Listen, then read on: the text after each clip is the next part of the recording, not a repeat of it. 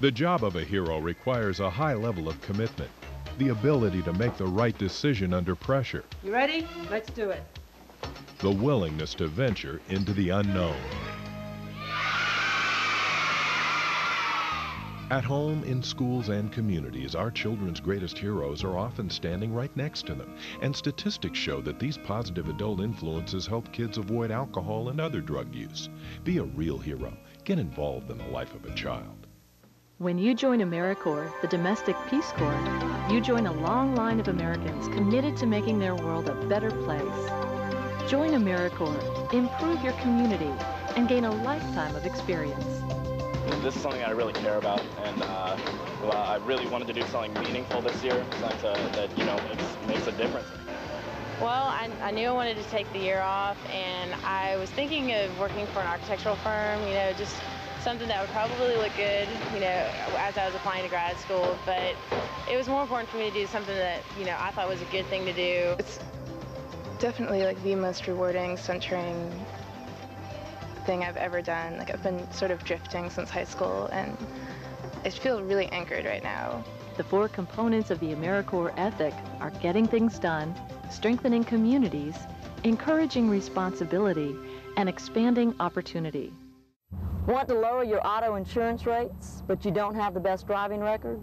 Here's some things you can do to help improve that record. Slow down. Pay attention.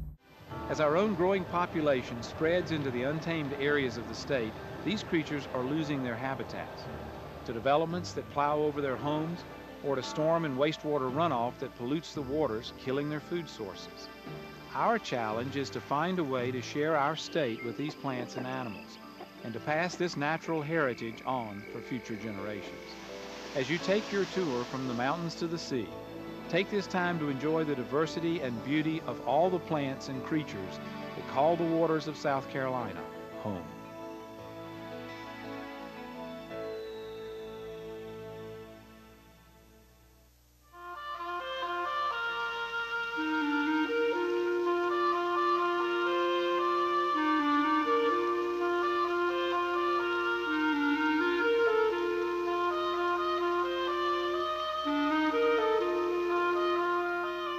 The walls of the South Carolina Governor's Mansion could talk, they would probably say things we would rather not hear.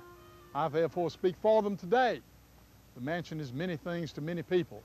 It's a place to conduct the state's business, to hammer out legislation, to woo new industry. Guests have ranged from presidents and presidential candidates to ambassadors and movie stars. Most importantly, of course, it's the home to the governor and the governor's family. In 1869, South Carolina's government was having economic difficulties. The Capitol building had been burned, of course, in February 1865. There were not very many permanent government structures, and it was felt that having the governor's presence in the state capitol would be important on a regular basis, but if that were to be the case, then he needed a place to live. We're painting a picture of healthcare by the numbers. South Carolina has the highest rate of stroke in the nation. Diabetes affects over 250,000 people in our state. Almost 1 in 10 babies is born with low birth weight.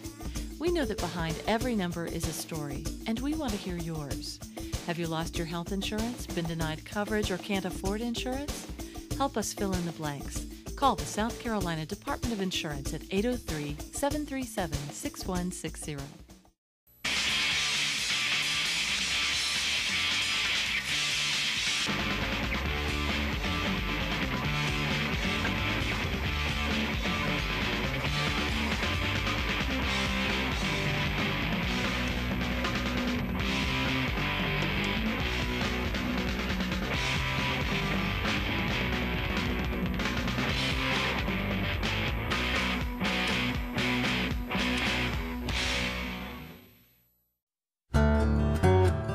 These families are just like you and me.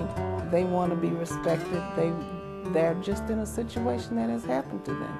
We're helping homeless families with children and trying to keep them intact. That's different from most organizations that are helping the homeless. And also these different people from different groups of people and with different faiths working together. I just feel that that's as biblical as it can be, and it's just a wonderful concept. We have a staff of 1.5 paid staff, and we have boards of directors, but the people that make this program work are the volunteers. I believe in the arts because I think it gives people a new perspective on the world and the community they live in.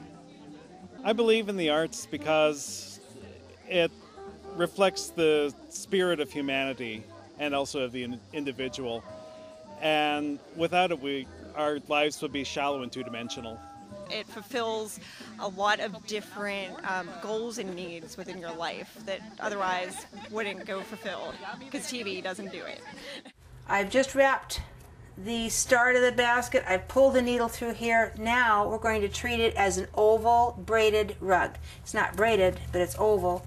And you're going to lay the raffia away from you, stitch here in the corner because this is a curve.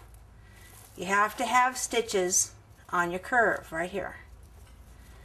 You are going to put the needle between the spaces here and pull it through.